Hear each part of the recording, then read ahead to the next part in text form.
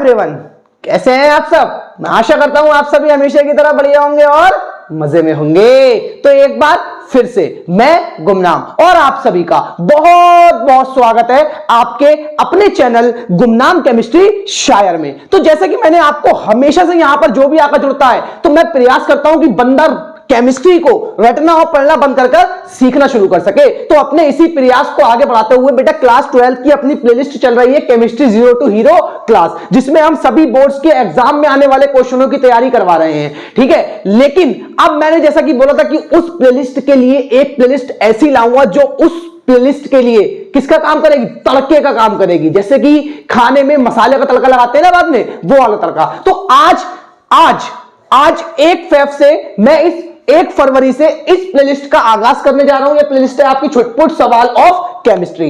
इसका आज video first है और इसमें हम वीडियो फर्स्ट में विलियन के complete previous year board exam board questions, previous year board questions जितने भी अब तक के विलियन में क्वेश्चंस हैं, जो मतलब पिछले 2-4 सालों के क्वेश्चन जो हैं, उन क्वेश्चनों के ऊपर चर्चा करेंगे कि पिछले 2-4 साल में क्वेश्चन किस तरीके का आया है और कैसा आया है और कैसे बनकर आते हैं। ठीक है, विथ सॉल्यूशन मैं आपको सिखाऊंगा विथ सॉल्यूशन। लेकिन एक काम जरूर करना, देखो इसका ही आज पहला वीडियो है। हर वीडियो में एक चैप्टर खत्म, एक वीडियो एक चैप्टर खत्म। आज इसका पहला वीडियो है तो इसका एक चैप्टर खत्म। फिर इस तरीके से जो अपने सिलेबस में जितने भी चैप्टर्स हैं उनको एक एक वीडियो करके टोटल आपके 10 वीडियो होंगे। 10 वीडियो में सारे चैप्टर्स के इंपॉर्टेंस आपको यहां पर जो पिछले पेपर्स में आए हुए क्वेश्चंस हैं उनकी प्रैक्टिस भी हो जाएगी और वहां से आपको एक आइडिया भी मिल जाएगा कि नेक्स्ट क्वेश्चन आपका कैसे बनेगा और किस तरीके से आएगा। ठीक है, तो चलो बिना समय को बर्बाद करते हुए फटाफट से वीडियो को स्टार्ट करते हैं। इतना जरूर कहना चाहूंगा, अगर आप हमारे चैनल पर पहली बार आए हो तो यार थोड़ा समय चैनल पर रुकना और रुककर बेटा इन चीजों के बारे में जरूर सीखना। अगर आप बोर्ड की परीक्षा में बैठने वाले हो, क्लास 12 से पढ़ाई कर रहे हो, केमिस्ट्री आपका विषय है, अगर केमिस्ट्री आपका विषय क्लास 12 आप पास कर चुके हो तब भी ये सारे टॉपिक्स कंपटीशन लेवल में भी बहुत काम के टॉपिक्स हैं, है नहीं है? इन पर पकड़ अच्छी होनी चाहिए। फिलहाल देखो, अगर आपने केमिस्ट्री जीरो टू हीरो वाली प्लेलिस्ट नहीं देखी है, नीचे डिस्क्रिप्शन में टॉप पर आपको उसका लिंक मिल जाएगा। वो वीडियो, वो उसमें जितने भी वीडियोस है वो भी जरूर देखिए, उसके बाद इसको देखिए तो और मजा आएगा। तो चलिए फटाफट से यार वीडियो को अपने स्टार्ट करते हैं। देखो बेटा, ये मैंने कुछ ऑब्जेक्टिव क्वेश्चन लिखे हैं, 2-3 क्वेश्चन ऐसे जो कि बोर्ड परीक्षा में किस तरीके से सवाल आता है इससे आपको आइडिया ही मिलेगा और कैसा क्वेश्चन आएगा और कैसे इनको सॉल्व करोगे वो भी जानकारी आपको मिल जाएगी। देखो सबसे पहला क्वेश्चन क्या है, 180 ग्राम जल में मोलों की संख्या है। 180 ग्राम जल में मोलों की संख्या है, बहुत ही इंपॉर्टेंट है और 2020 में भी पूछा गया था और 2023 में भी पूछा गया था। देखो 4 ऑप्शन दिए हैं, 10, 100, 18, 1। ऑप्शन को रख दो साइड में, ऑप्शन को रख दो साइड में। देखो यहां पर मैं आपको बताता हूं आप इसे सॉल्व कैसे करोगे। क्या बोला है, 180 ग्राम जल में, जल का अणु क्या होता है, H2O। जल का अणु क्या होता है, H2O। भाई H का परमाणु भार होता है 1, O का होता है 16। इसमें 2 H है तो आपको पहले अणु भार निकालना आना चाहिए। तो आप H2O को क्या निकाल लो, अणु भार।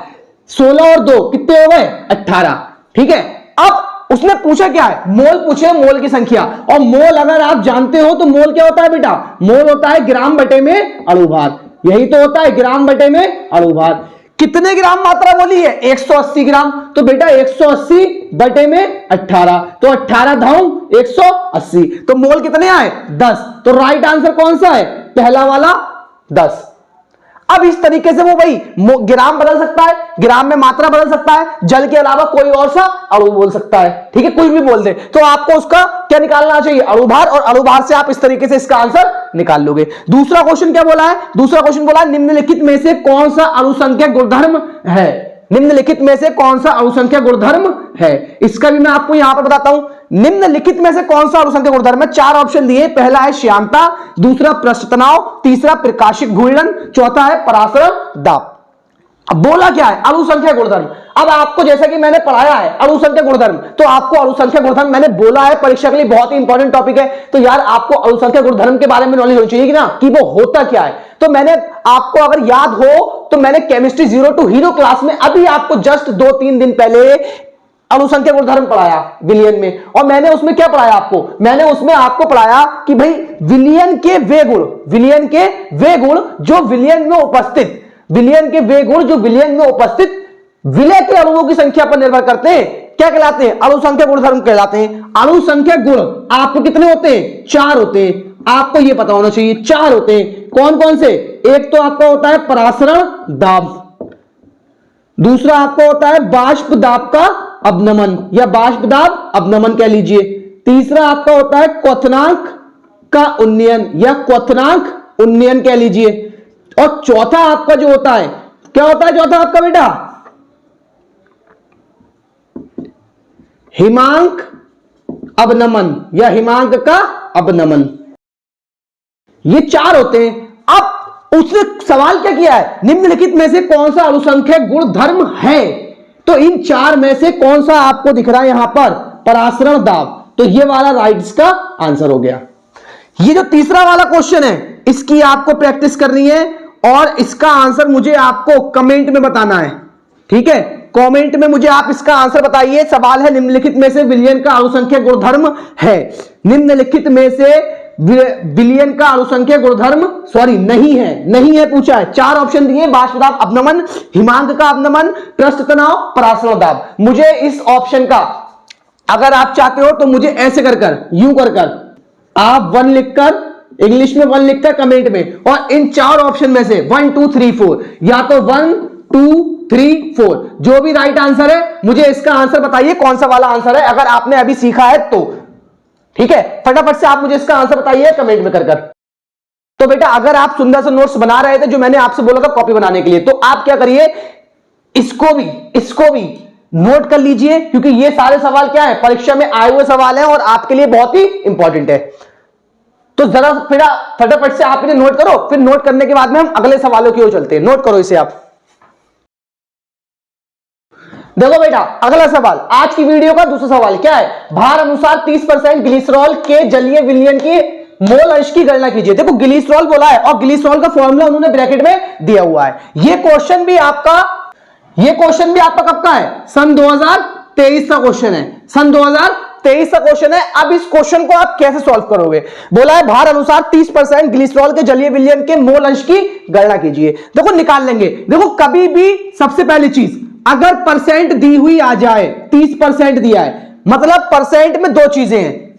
एक तो उसने बोला है क्या? ग्लिसरॉल, क्योंकि 30% किसका विलयन है? ग्लिसरॉल, और विलयन कौन सा है? जलीय। तो दूसरा चीज क्या है? जल।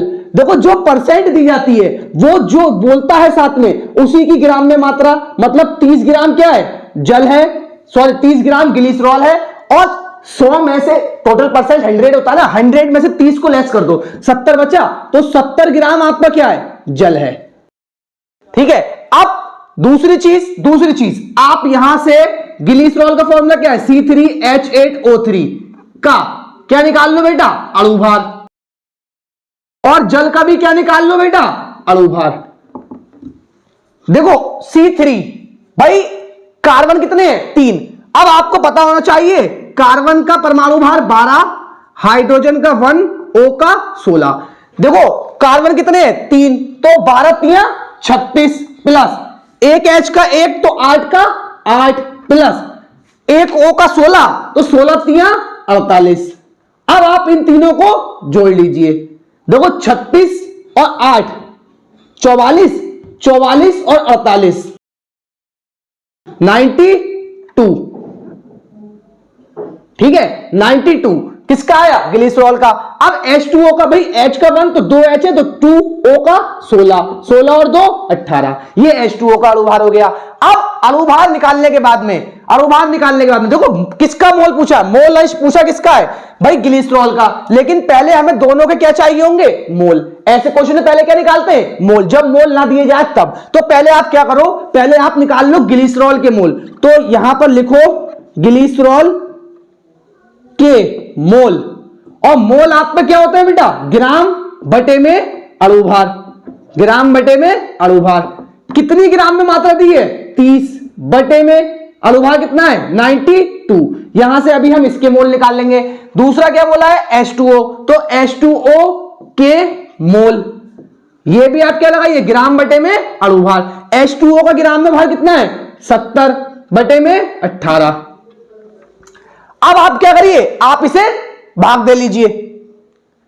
क्या करिए आप इसे भाग दे लीजिए और यहां से क्या निकाल लीजिए, मोल निकाल लीजिए। देखो भाई ग्लिसरॉल के मोल ग्राम बटे में अणुभार 92। जब आप 92 से 30 को भाग देंगे, 30 छोटा है, पॉइंट लगेगा, 0 बढ़ेगा, 300 हो गया। लगभग कितनी बार में जाएगा, 3 बार में, तो 3 बार में गया।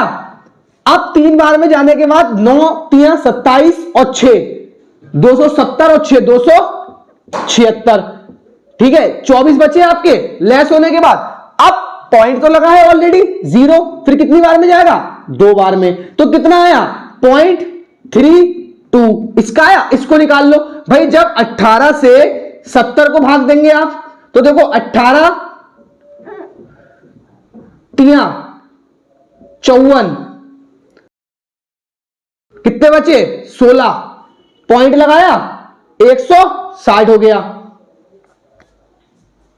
160 हो गया। अब 160 होने के बाद में भैया 18 का पहाड़ा करो 160 से पहले पहले, ठीक है, तो 18 अट्ठे 144। अब 144, अब भैया घटा लो, कितने बचे 44 और 6 50 और 10 60, फिर 16 बचा, फिर ये आ जाएगा तो 3.88, तो 3.88। अब आप क्या करो, आपके पास दोनों के मोल आ गए, तो हमें किसके मोल प्रभाज निकालना है, ग्लिसरॉल। तो ग्लिसरॉल का मोल प्रभाज, देखो मोल प्रभाज क्या होता है, जिसका मोल निकालते हैं, जिसका मोल प्रभाज निकालते हैं, सॉरी, उसके मोल ऊपर और बाकी टोटल विलियन के मोल नीचे। तो इसका निकाल रहे हैं, तो इसके मोल कितने थे 3.32 और बाकी दोनों विलियन के नीचे जोड़कर, तो इसका कितना आया 3.88, इसका आया 0.32। नीचे वाली संख्या को आप जोड़ लीजिए 3.88 और है 0.32, तो 8 और 2 10 हासिल 1, 8 3 11 और 1 12 हासिल 1 3 और 1 4, पॉइंट के बाद पॉइंट, तो ये ऊपर आपका है 0.32, नीचे आपका है 4.20। देखो पॉइंट से पॉइंट कैंसिल, पीछे वाला 0 अब खत्म, सॉरी पॉइंट से पॉइंट कैंसिल।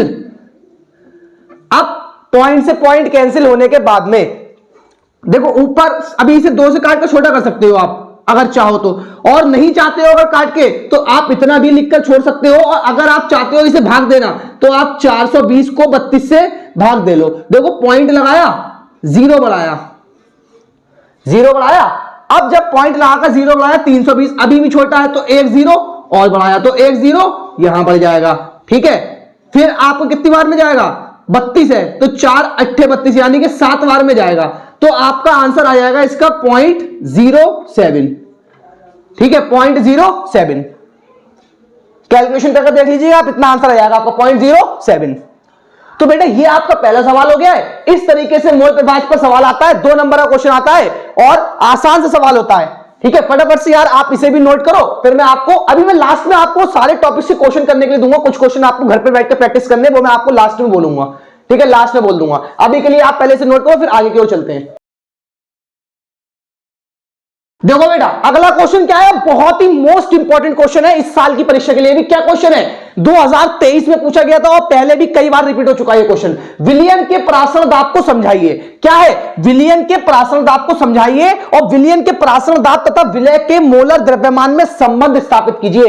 पता है लॉन्ग क्वेश्चन में आता है और 4 नंबर का क्वेश्चन है। अगर भाई 4 नंबर चाहते हो तो अच्छे से इस क्वेश्चन पर पकड़ बना लो अपनी, अच्छे से इस क्वेश्चन पर पकड़ बना लो, फिर देखो आप कैसा मजा आएगा और कितना अच्छे तरीके से आपका पेपर गुजरेगा, ठीक है। देखो बारी बारी से हमें ना, इसमें उसने हमसे 2 बातें पूछी। पहले तो उसने पूछा विलियन के परासरण दाब को समझाइए, तो आप क्या करो, आंसर में सबसे पहले एक सुंदर सी हेडिंग बना लेना, परासरण दाब, और पहले हम उसे क्या बताएंगे, पहले हम उसे परासरण दाब समझाएंगे, परासरण दाब होता क्या है, फिर हम उसे बताएंगे कि भाई विलियन के परासरण दाब तथा विलय के मोलर द्रव्यमान में संबंध क्या होता है। देखो परासरण दाब क्या होता है, परासरण दाब के बारे में 2 बातें लिख देता हूं, फिर आपको एक्सप्लेन करते हैं। देखो बेटा पहले आप इतनी बात समझो, क्या बोला है, विलायक को विलयन से अर्धपारक में झिल्ली द्वारा अलग करके उसके परासरण को रोकने के लिए जो कम से कम बाहरी दाब लगाया जाता है उसे परासरण दाब कहते हैं। देखो विद डायग्राम मैंने कई बार एक्सप्लेन किया है, अब एग्जाम में डायग्राम बनाने बैठो को समय खराब होगा, सिर्फ इतनी लाइन लिख देना, और इसको एक्सप्लेनेशन अगर आप चाहते हो कि आपको समझ में नहीं आया तो मैं आपको थोड़ा सा एक्सप्लेन कर देता हूं होता क्या है। देखो विलायक को विलयन से अर्धपारक में झिल्ली द्वारा अलग करके, अर्धपारक में झिल्ली मैंने आपको सिखाई है, ठीक है। अब विलायक लिया, क्या हुआ भाई, ये मेरा हाथ है, ये अर्धपारक में झिल्ली है, इसके एक और विलियन है, इसके एक और विलियन है। अब यहां वाला जो विलियन है ये कैसा है, ये तनु है, ये सांद्र है। भाई अर्धपारक में झिल्ली क्या होती है, अर्धपारक में झिल्ली वह झिल्ली होती है जिसमें से विलायक के अणु निकल जाते हैं परंतु विलय के अणु नहीं निकलते। और परासरण की घटना क्या होती है, जब विलायक के अणु तनु विलयन से, याद रखना ये तनु है जिस साइड मैंने पेन पकड़ रखा है, उसकी दूसरी वाली साइड कैसी है, सांद्र है। तो परासरण की क्रिया क्या होती है, परासरण की क्रिया वह घटना है जिसमें विलायक के अणु तनु विलयन से सांद्र विलयन की ओर अर्धपारक में झिल्ली में से होकर स्वतः प्रवाहित होने लगते हैं। मतलब ये विलयन तनु है ना और ये सांद्र है, तो तनु वाले क्या करेंगे, इस अर्धपारक में झिल्ली में से गुजरकर और सांद्र विलयन की ओर जाने लगेंगे, इस तरीके से जाने लगेंगे। अब ये इधर पहुंच गए, तो जब ये घटना चल रही है, कौन सी घटना है, परासरण। अब इसका परासरण होने लगा, ठीक है। अब हमें दाब निकालना है, तो इस क्रिया को, परासरण की क्रिया जो चल रही है, इसको रोकने के लिए जिस साइड विलायक के अणु जा रहे हैं उधर हम ऊपर से क्या करेंगे भाई, किसी पिस्टन द्वारा दाब डालेंगे। जब हम दाब डालेंगे तो विलायक के अणु जो आ रहे थे वो इधर आना रुक जाएंगे, यहीं पर रुक जाएंगे, स्टॉप हो जाएंगे, और ज्यादा अणु नहीं आएंगे, जो आ गए वो आ गए, और ज्यादा अणु नहीं आएंगे। तो उसके परासरण को रोकने के लिए जो कम से कम बाहरी दाब लगाया जाता है उस दाब को ही कहते हैं परासरण दाब, ठीक है। अब इसमें अभी एक क्वेश्चन हमारा कंप्लीट ही हुआ है। आगे क्या बोला है, विलयन के परासरण दाब तथा विलय के मोलर द्रव्यमान में संबंध स्थापित कीजिए। देखो संबंध कैसे स्थापित करेंगे आप, सबसे पहले वॉयल-वॉइंट-हाफ नियम, वॉयल-वॉइंट-हाफ नियम से अगर आप वॉयल-वॉइंट-हाफ नियम जानते हो तो इन्होंने बोला स्थिर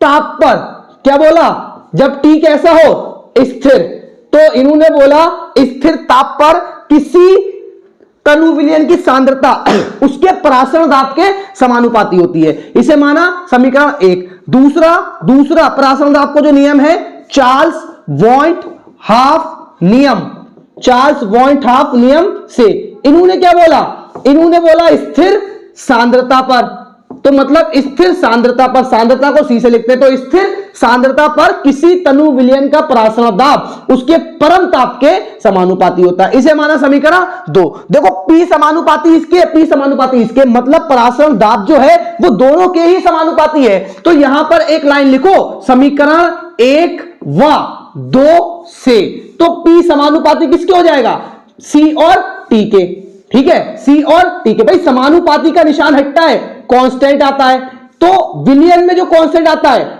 वो आता है S, S को कहते हैं हम विलयन स्थिरांक। S क्या है आपका, विलयन स्थिरांक, ठीक है। अब बारी आती है भाई, अभी यहां पर विलय का मोलर द्रव्यमान तो आया नहीं, तो देखो क्या करेंगे, क्योंकि C सांद्रता, C बराबर होती है किसके, मोलरता के, सांद्रता ही तो किसके बराबर होती है, मोलरता के। जब सांद्रता बराबर होती है मोलरता के, देन C की जगह क्या आ जाएगा, M, तो P बराबर क्या हो जाएगा, MST। ये होने के बाद में, क्योंकि M क्या है, मोलरता जो होती है मोल प्रति लीटर, मोलरता की परिभाषा क्या होती है, मोल प्रति लीटर सांद्रता, तो मोल प्रति लीटर होती है ना, तो N/V। तो भैया फॉर्मूले में इसमें लगा दो N की जगह पर N/V, तो P बराबर N/V ST। ये हुआ भाई, V को इधर ले आओ, तो ये आपका क्या हो जाएगा, PV बराबर NST। अभी भी ये विलयन समीकरण आ गया, लेकिन अभी यहां से क्या नहीं आया, विलय का मोल नहीं आया, सॉरी विलय का ग्राम मोलर द्रव्यमान। देखो N क्या है, मोल अभी पीछे मैंने बताया ग्राम बटे में क्या होते हैं, अणुभार, ग्राम बटे में अणुभार, तो मोल N है ना, ग्राम को किससे लिखते हैं, वेट, अणुभार को M से, तो N की जगह क्या लगा दो, W/M। तो जब N की जगह W/M लगाओगे तो ये हो जाएगा W/M/ST। यही आपका क्या हो गया बेटा, ये आपका संबंध स्थापित हो गया है। अगर आप विलय के मोलर द्रव्यमान को बाहर निकालना चाहते हो तो M को इधर ले आओ, PV को इसके नीचे फेंक दो, तो हो जाएगा M बराबर WST/PV। ये आपका विलय के मोलर द्रव्यमान में संबंध हो गया। ये आपका 4 नंबर का क्वेश्चन है, ठीक है। तो बेटा इसे लिख लो अच्छे से, और लिखने के बाद अगर समझ में आया है यार तो एक लाइक तो बनता है, एक लाइक ठोको और साथियों के साथ फैला दो, जिससे वो भी इन परीक्षा में आए हुए सवालों का आसानी से अध्ययन कर सके और इनके बारे में अच्छी से जानकारी हासिल कर सके। तो फटाफट से यार बेटा इसे नोट करो जरा, फिर अगले सवाल की ओर चलते हैं। देखो बेटा क्या है, अगला क्वेश्चन है 2022 का, ठीक है, परासरण तथा विसरण में उदाहरण सहित अंतर बताइए। 2 नंबर में क्वेश्चन आता है, परासरण तथा विसरण में उदाहरण सहित अंतर बताइए। देखो इसे आसान बनाने के लिए मैंने इनकी परिभाषा वाले पॉइंट को यहां पर नहीं लिखा है, वो थोड़ा लेंथी हो जाता है, क्योंकि यार अंतर 2 नंबर में आया ना, तो 2 अंतर लिखो और नंबर कमा लो। 2 अंतर लिख के तो छोटे वाले अंतर को टारगेट करते हैं ना। देखो परासरण और विसरण, इस तरीके से एक टेबल बनाना। पहला अंतर क्या है भाई, परासरण में इसमें अर्धपारक में झिल्ली की आवश्यकता होती है, जो कि विसरण में नहीं होती है। दूसरा अंतर क्या है, इसमें केवल विलायक के अणु गति करते हैं, और विसरण में क्या होता है, इसमें विलय तथा विलायक दोनों के अणु गति करते हैं। इसका पूछा उन्होंने एग्जाम्पल, उदाहरण सहित बताइए। तो उदाहरण देखो, इसका उदाहरण लिख देना, किशमिश को जल में डालने पर वह फूल जाती है, और इत्र की शीशी को खुला छोड़ने पर उसकी गंध पूरे कमरे में फैल जाती है। ये आपका बेटा 2 नंबर का सिंपल सा सस्ता मद्दा सा आंसर हो गया। इसमें समय भी आपका बर्बाद नहीं होगा, और कम समय में लिख भी लोगे, और आपके पूरे नंबर आपको मिल जाएंगे। ठीक है, हमारा टारगेट क्या है, हमारा टारगेट परीक्षा को कामयाबी से, परीक्षा में कामयाब होने का और परीक्षा को आसानी से हल करने का है। ठीक है, तो हम चीजों को टफ क्यों बनाएं यार, आसान तरीके टारगेट करेंगे, आसान तरीकों से चलेंगे। ठीक, किसी भी परीक्षा में बैठो यार, देखो हार्ड वर्क किया जाता है, लेकिन स्मार्ट वर्क की ओर भी ध्यान देना चाहिए, क्योंकि स्मार्ट वर्क से क्या होता है, स्मार्ट वर्क से सामने वाले बंदे को हमारी कॉपी भी अच्छी लगती है, और उसे दिखता है कि हाँ इसने उन पॉइंट्स के ऊपर लिखा है जिससे इसका समय भी बच सके, और ये जानता था कि किस तरीके से मुझे अंतर करना है और मुझे कैसे नंबर मिलेंगे। तो ये चीज हमें टीचर को शो करना पड़ेगी ना। वो कैसे शो होगी, हमारी कॉपी में हमने चीजों को किस तरीके से लिखा है। तो किसी भी क्वेश्चन का आंसर ज्यादा से ज्यादा कम से कम शब्दों में देने का कोशिश करें, और उसे आसान तरीके से लिखने की कोशिश करें, जिससे चीजें लेंथी ना हो। तो ये बेटा आपका इसका आंसर हो गया। फटाफट से यार आप इसे नोट कर लो।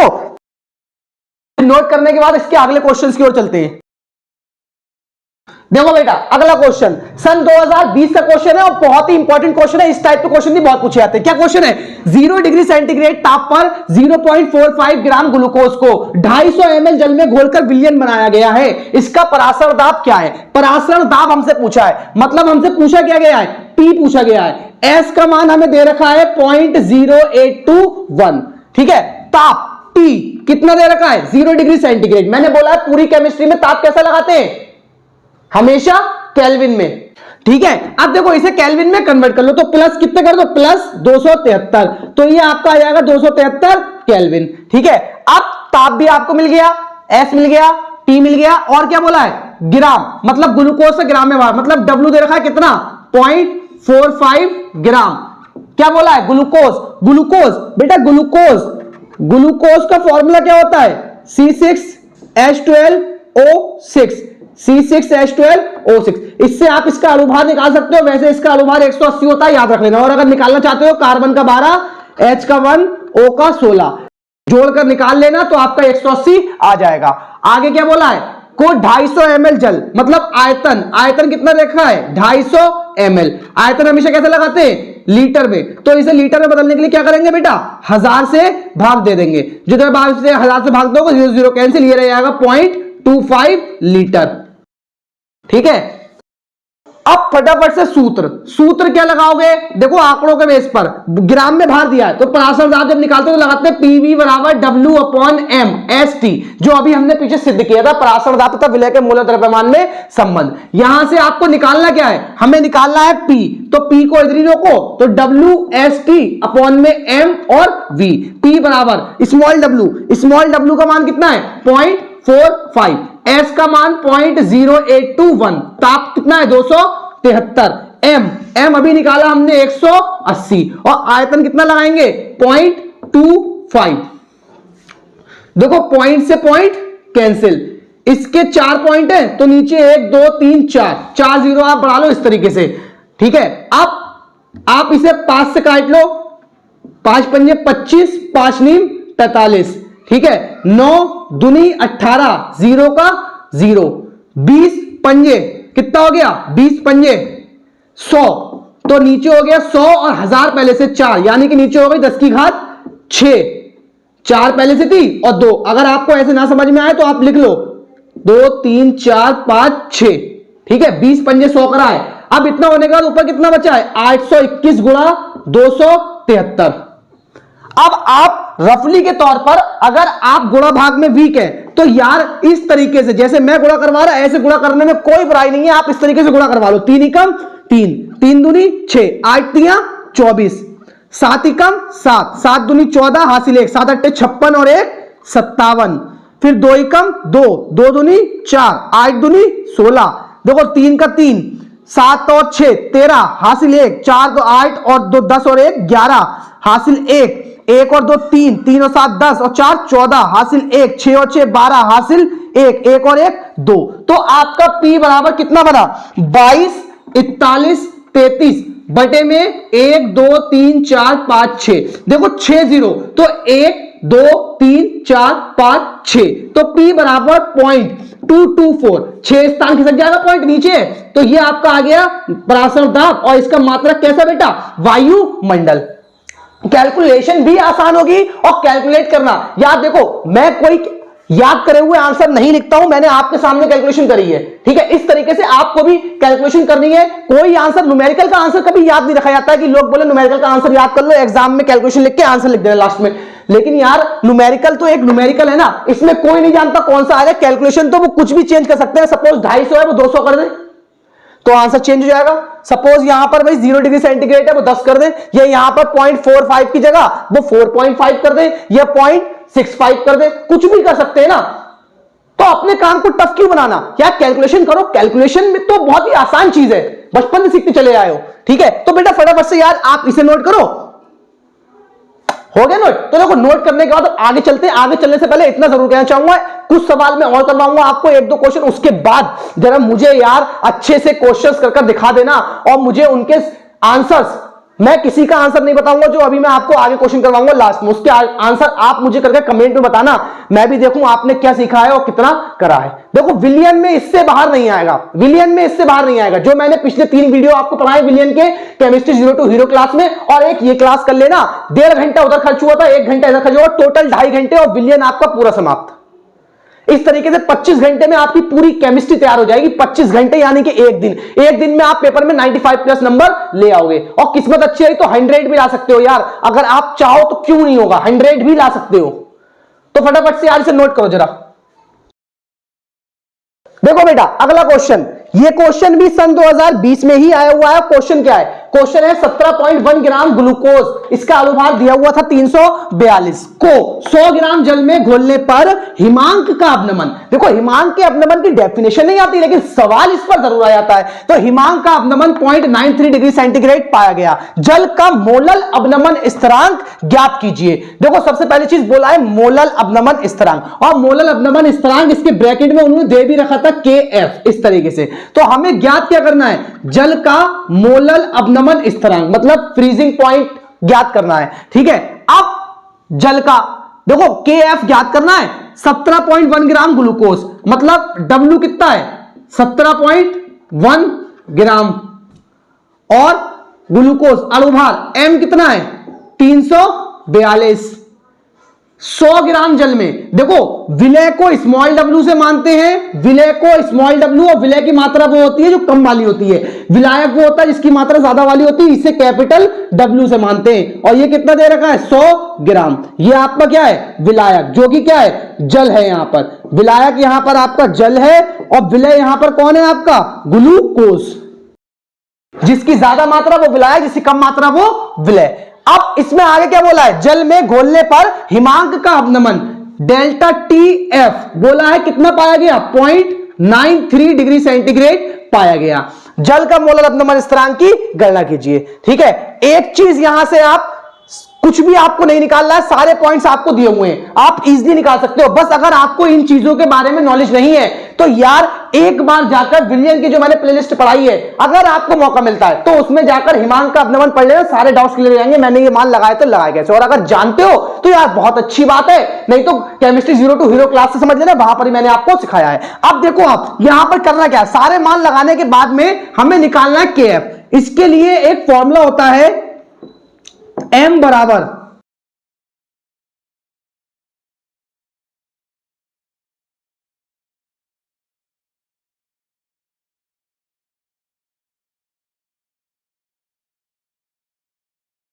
फॉर्मूला होता है इसका, हमें KF को निकालना है। तो ये वाले जो मान है ये चले जाएंगे इसके पास, और ये वाले जो मान है सॉरी 1000 लगाओ यहां पर, के एफ है तो 1000 लगेगा और ये पहुंच जाएंगे इसके नीचे। तो हमारा जो फॉर्मूला बनेगा के एफ बराबर, के एफ को रोक लो एक साइड, तो के एफ बराबर M into capital W into delta T F बटे में स्मॉल डब्ल्यू इंटू में 1000। देखो के एफ यहां से देखो फटाफट, के एफ बराबर भाई एम का मान अभी हमने कितना निकाला था 342 इंटू देखो डब्ल्यू, कौन सा डब्ल्यू है, कैपिटल डब्ल्यू 100 ग्राम, तो 100 इंटू डेल्टा टी एफ आपको कितना है 0.93 डिवाइडेड बाई स्मॉल डब्ल्यू आपका 17.1 इंटू और क्या रह गया है 1000।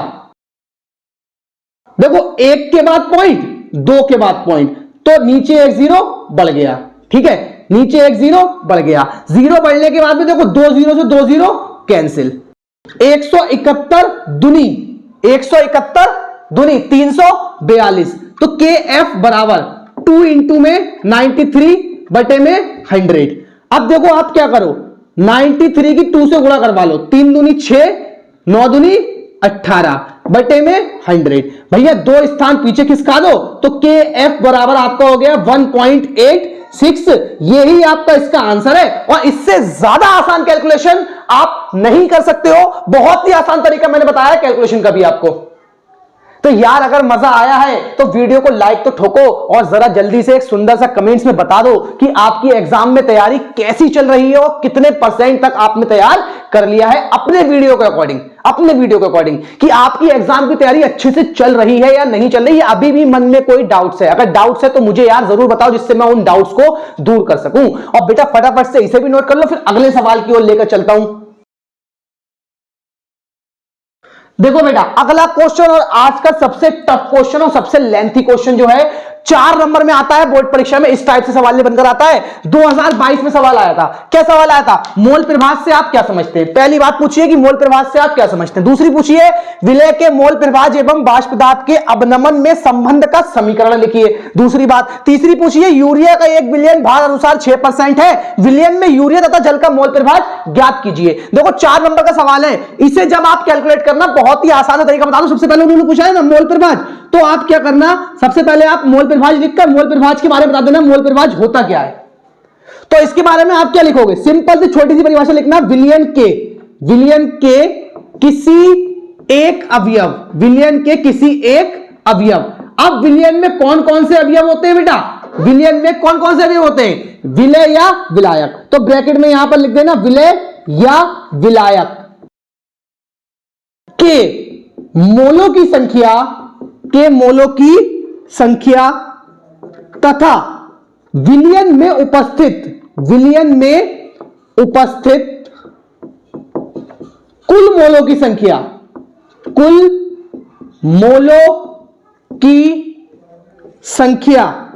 के अनुपात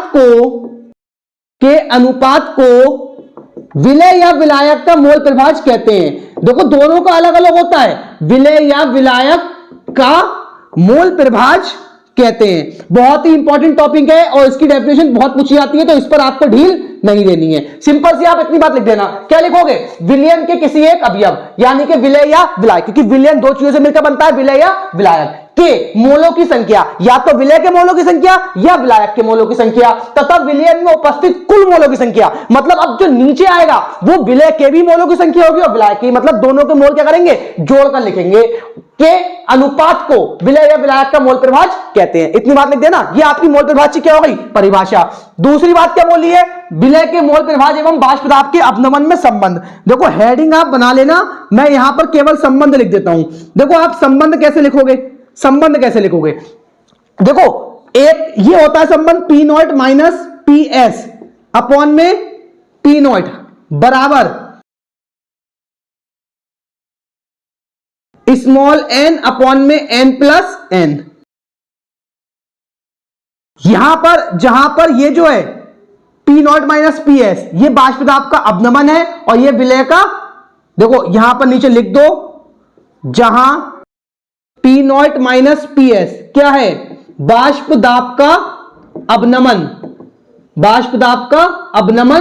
और क्या है स्मॉल n अपॉन में n प्लस n, ये होता है विलय का मोल परिभाज, विलय का मोल परिभाज। देखो एग्जाम की तैयारी कर रहे हैं तो इन चीजों को समझना बेवकूफी है, क्योंकि इनको मैं पीछे यार 10वीं बार समझा चुका हूं आपको, और अभी जो मैंने chemistry zero to hero playlist बताई है वहां पर इस चीज को मैंने बहुत डिटेल में समझाया है। अगर आप ये पढ़ रहे हो तो जाहिर सी बात है आपने वो तो पढ़ी होगी, नीचे डिस्क्रिप्शन में टॉप पर आपको उस प्लेलिस्ट का लिंक मिल जाएगा, और अगर नहीं पढ़ी है अब तक तो उसे जाकर पढ़ो, फिर इसका कोई भी डाउट आपके मन में बचेगा ही नहीं। ठीक है, अगला इसके आगे क्या बोला है, बोला यूरिया का 1 विलयन भार अनुसार 6% विलयन में, सॉरी यूरिया का 1 विलयन भार अनुसार 6% है, और बोला है विलयन में यूरिया तथा जल का मोल परिभाज ज्ञात कीजिए। देखो इसमें आप एक चीज याद रखना, आपको एग्जाम में दिया हुआ ही आया था यहां पर यूरिया का अणुभार, और यूरिया का जो अणुभार होता है ना वो होता है 60, ये चीज आपको एग्जाम में दी हुई आई थी। अब देखो हमें इसको सॉल्व करना है, चलो इसको भी सॉल्व कर लेते हैं। देखो क्या बोला, यूरिया का 1 विलयन भार अनुसार 6%, मैंने अभी आपको बताया था पीछे, अभी एक हमने ये वाला सवाल करा था मोल परिभाज वाला, तो मैंने बोला परसेंट जब दी जाती है तो परसेंट में दो चीजें, एक बोला है यूरिया और एक बोला है जल। मैंने अभी आपको क्या बताया था, जो जिसका विलयन बोले वो होता है स्मॉल w मान लो आप, या फिर या w ना भी मानो तो एक यूरिया और एक जल है, जिसकी परसेंट बोले वो उतने ही ग्राम होता है 6 ग्राम, और 100 में से 6 को घटा दो तो आपको बचेगा 94 ग्राम, जो कि आपका जल हो जाएगा। अब जल होने के बाद में आया क्या बोला, विलयन में यूरिया तथा जल का मोल परिभाज। फिर जाहिर सी बात है यार, देखो दोनों का ग्राम में भार दिया है, मोल तो है नहीं, तो पहले दोनों को क्या निकाल लो, अणुभार। तो आपको यूरिया का अणुभार देखो दे रखा है, यूरिया का अणुभार कितना दिया है 60, और जल का फॉर्मूला होता है H2O, तो जब आप H2O का अणुभार निकालोगे तो देखो O का 16, 2H का 2, तो 16 और 2 18, इसका हम लगाएंगे 18। अब पहले आप यहां से मोल निकाल लीजिए, तो किसके मोल निकालिए, यूरिया के, तो यूरिया के मोल का एक ही फॉर्मूला, ग्राम बटे में क्या होता है बेटा, अणुभार। तो जब ग्राम बटे में अणुभार लगाओगे, यूरिया कितने ग्राम है भाई 6 ग्राम, और यूरिया का अणुभार 60, 6 बटे में 60, मतलब कि 6 धाम 60, यानी कि 0.1 मोल यूरिया का जो मोल आया। ठीक है, अब आप जल के मोल निकाल लो, जल के मोल, तो जल के मोल भी ग्राम बटे में अणुभार, जल का ग्राम में भार कितना है 94 बटे में 18, तो 18 पंजे 90, पॉइंट लगाया 4 बचे 40 हो गया, 18 दूनी 36, फिर बार बार यही रिपीट होता रहेगा, तो 5.22। इतना करने के बाद आप पहले निकालो यूरिया के मोल, यूरिया के मोल, यही चीज उसने हमसे पूछी है, यूरिया के मोल। मोल कब कैसे निकालोगे, जिसके मोल निकाल रहे हो उसके मोल ऊपर रखना और दोनों विलयन के नीचे, तो इसका मोल कितना है 0.1 बटे में जल वाला 5.22 और इसका 0.1, नीचे वालों को जब आप जोड़ोगे तो ये हो जाएगा आपका 5.32 ऊपर 0.1, देखो एक के बाद पॉइंट, दो के बाद पॉइंट से पॉइंट ऊपर 10 हो जाएगा। अब अगर आप इसे चाहो तो काट भी सकते हो, या चाहो तो आप इसे भाग भी दे सकते हो। देखो जब हम इसे भाग देंगे 532 है ना, पॉइंट लगाएंगे ऊपर 0 बढ़ेगा, 0 बढ़ने के बाद 100 हो गया, 100 भी कैसा है छोटा है, तो एक 0 और बढ़ाएंगे तो वो 1000 हो गया, फिर 532 से एक बार में जाएगा, तो ये आया किसका, यूरिया का मोल 0.01। अभी हमें जल के मोल भी निकालना है, तो आप जल के यूरिया का मोल परिभाज है ये, और जल के मोल परिभाज निकाल लो आप। तो जब जल के आप मोल परिभाज निकालोगे तो भाई जल वाला ऊपर रखो, तो जल वाला ऊपर कितना है 5.22 बटे में दोनों का जोड़ के जो आएगा वो नीचे रख दो 5.32, देखो पॉइंट से पॉइंट कैंसिल, ये 5.32 है वो 5.22 है, तो आप चाहे तो इसे इतना ही लिखकर छोड़ दो, चाहे आप इसे इतना ही लिखकर छोड़ दो। अगर आप इसे भाग देना चाहते हो तो देखो ये वाली संख्या बड़ी है, ऊपर वाली छोटी है, पॉइंट लगाएंगे तो यहां एक 0 बढ़ जाएगा, बढ़ेगा एक 0, जब वहां एक 0 बढ़ेगा वो हो गया 5220, ये है कितना है 532। देखो जब 532 धाम करेंगे तो 5320 हो जाएगा, जो कि इससे आगे निकल जाएगा, तो कितनी बार में जाएगा 9 बार में लगभग चला जाएगा। तो ये आपका इसका जल का आ जाएगा 0.9 और मोल, ये इसका मोल परिभाज आ गया, वो उसका मोल परिभाज आ गया। ये आपका बेटा लास्ट क्वेश्चन, देखो काफी लेंथी क्वेश्चन है, पहले आप इसे इसके बारे में डिटेल में लिख लो या स्क्रीनशॉट लेकर रख लो इसे, और आप इसे आराम से लिख लेना। अब लिखने के बाद मैं आपको बता दूं जितने क्वेश्चन पिछले 2020 से लेकर 2020, 21, 22, 23, ठीक है 24 से बैठने वाले हो, तो पिछले 3-4 साल के सारे क्वेश्चन मैंने आपको बता दिए विलियन चैप्टर के। इस तरीके से मैं आपको सारे चैप्टर्स के बोर्ड में आए हुए क्वेश्चंस करवा दूंगा। पिछले अगले वीडियो में आप जो कल हमारा वीडियो आएगा इसका, उसमें हम एल्डिहाइड और कीटोन के सारे क्वेश्चंस के बारे में सीखेंगे, फिर फिनॉल ईथर अल्कोहल के सारे क्वेश्चंस के बारे में सीखेंगे। एक एक वीडियो में एक एक चैप्टर के कंप्लीट बोर्ड में आए हुए क्वेश्चनों की तैयारी आपकी हो जाएगी। तो बेटा अगर आपको यार समझ में आया है और अच्छा लगा है तो चैनल पर पहली बार आए तो यार चैनल को सब्सक्राइब कर लेना और अपनी फैमिली से जुड़ जाना, जिससे आप कभी भी केमिस्ट्री पढ़ने बैठो तो आपको केमिस्ट्री में कोई दिक्कत का सामना ना करना पड़े और आप अच्छे से सारे टॉपिक्स सीख जाओ। और साथियों के साथ यार वीडियो को शेयर जरूर करना, जिससे वो भी यहां पर आकर केमिस्ट्री को रटना और पढ़ना बंद कर सीखना शुरू कर सके। बेटा फटाफट से इसे नोट कर लो, फिर मैं आपको कुछ क्वेश्चन में आपको लिखने के लिए देता हूं, वो क्वेश्चन आपको घर पर बैठकर करने, मैं उनके सॉल्यूशन नहीं करवाने वाला। जरा फटाफट से नोट करो आप इसे। देखो बेटा ये 3 सवाल है, ये 3 सवाल मैंने आपको प्रैक्टिस के लिए दिए हैं और बोर्ड की परीक्षा के लिए बहुत इंपॉर्टेंट है। देखो पहला सवाल क्या है, पहला सवाल है 1 विलियन में 40 ग्राम NaOH को 500 ml जल में घोला गया, इसकी मोलरता एवं नॉर्मलता की गणना कीजिए। देखो 40 ग्राम NaOH में आप Na का परमाणु भार लगाना 23, O का 16, H का 1। जब आप काउंट करोगे तो इसका परमाणु अणुभार जो आएगा वो आएगा 40। अणुभार निकाल लेना, आयतन को लीटर में कन्वर्ट कर लेना और जल में घोला गया। इसकी मोलरता का फॉर्मूला जानते हो, मोल प्रति लीटर, और नॉर्मलता का भी जानते हो, तो मोलरता और नॉर्मलता दोनों की गणना करो जरा और मुझे इसका आंसर, आप मुझे कमेंट में इसका आंसर बताना अगर आप कर पाते हो तो। मुझे इससे कमेंट में आंसर बताना, क्वेश्चन नंबर 1 कर लिख देना आंसर, ठीक है। और क्वेश्चन नंबर 2 में आप राउल्ट का बाष्पदाब, क्या बोला, राउल्ट का बाष्पदाब अवनमन नियम लिखिए तथा इसकी 2 सीमाएं लिखिए। तो इसका आंसर तो आप मुझे कमेंट में नहीं बता सकते, बहुत लेंथी हो जाएगा, तो इसको भी आप घर पर सॉल्व करो। और इसके बारे में मैंने आपको केमिस्ट्री 0 to हीरो प्लेलिस्ट में पढ़ाया भी है। और तीसरा क्वेश्चन क्या है, 2.25 ग्राम, ये बहुत ही अच्छा क्वेश्चन है, इसे आप अगर कर लेते हो तो मजा आ जाएगा आपको भी सवाल करने के बाद में। क्या बोला है, 2.25 ग्राम ग्लूकोज जिसका अणुभार 180 है को 25 ग्राम जल में घोलने पर हिमांक में 0.93 डिग्री सेंटीग्रेड की कमी होती है, मतलब हिमांक का अवनमन दिया है। जल के मोलल अवनमन स्थिरांक KF की गणना कीजिए। जो अभी मैंने आपको पीछे क्वेश्चन करवाया बोला, सेम टू सेम क्वेश्चन जो अभी 17.1 ग्राम वाला क्वेश्चन करवाया था, जिसमें KF निकाला, मोलल अवनमन स्थिरांक ज्ञात करा है, सेम टू सेम क्वेश्चन है, बस आंकड़े अलग हैं। उसके तौर पर आप करिए और मुझे इसका आंसर भी कमेंट में जरूर बताना, नंबर 3 वाले का और नंबर 1 वाले का, और एक जो मैंने शुरू में आपसे ऑब्जेक्टिव पूछा है, ठीक है। ये 3 आंसर मुझे आप कमेंट में लिखकर बताइए, फिर मैं देखता हूं आपने क्या सीखा अपने वीडियो पर 1 घंटे का समय देकर। और अगर आपने सीखा है तो यकीन मानो यार केमिस्ट्री बहुत ही मजा देने वाली है आगे जीवन में, और जीवन बहुत ही मजेदार होने वाला है। और परीक्षा तो यार सब मुंह लटका कर बैठेंगे, तुम ना बैठोगे, तुम तो मुंह उठाकर और जो क्वेश्चन आएगा लाइन से करते चले जाओगे। चॉइस वाले जो अथवा में क्वेश्चन आते हैं ना, वो भी तुम्हें सारे आते होंगे, क्योंकि अथवा वाले भी सारे क्वेश्चन अपने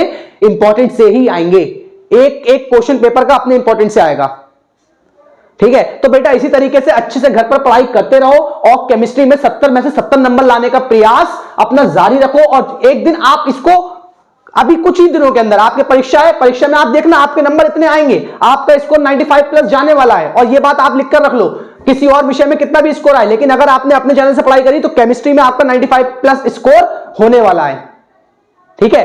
तो बेटा इसी के साथ मैं अलविदा लेता हूं, फिर आपसे मुलाकात होगी अगले वीडियो में। तब तक के लिए इसी तरीके से अच्छे से पढ़ाई करते रहो और अपना संघर्ष जारी रखो, ठीक है। कामयाबी आपको एक दिन जरूर मिलेगी। तो इसी के साथ अलविदा लेते हैं, फिर मुलाकात करते हैं।